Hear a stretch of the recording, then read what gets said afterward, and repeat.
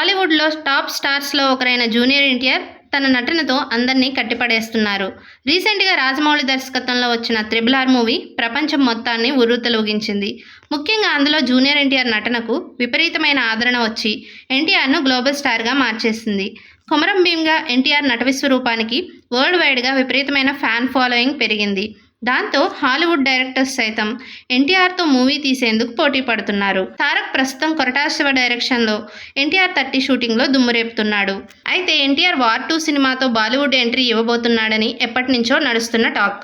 కానీ official update రాకపోయినా war 2 సినిమాకి ఎన్టీఆర్ గ్రీన్ సిగ్నల్ ఇచ్చాడనే టాక్ గట్టిగానే వినిపిస్తుంది. అయాన్ ముఖర్జీ దర్శకత్వంలో రాబోతున్న ఈ బాలీవుడ్ మూవీ వార్ 2లో హృతిక్ రోషన్కి ఆపోజిట్ క్యారెక్టర్లో కనిపించబోతున్నాడని తెలుస్తుంది.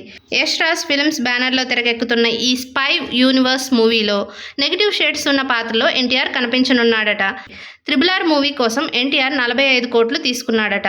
మూవీ హిట్ అయిన తర్వాత తన రెమ్యునరేషన్ను పెంచేశాడని, ఇప్పుడు ఒక్కో సినిమాకు 100 కోట్ల రెమ్యునరేషన్ తీసుకుంటున్నట్లు సమాచారం. ఇదే నిజమైతే సౌత్ ఇండియాలో హైయెస్ట్ రెమ్యునరేషన్ తీసుకుంటున్న టాప్ 5 హీరోల లిస్టులో ఎన్టీఆర్ పేరు కూడా చేరిపోయినట్లే. ఈ వీడియోలోని ఇన్ఫర్మేషన్ మీకు నచ్చినట్లయితే మన వీడియోని లైక్ చేసి, కామెంట్ చేసి, షేర్ చేయండి. అలాగే మన ఛానల్ని సబ్స్క్రైబ్ చేసుకోండి. Thank you.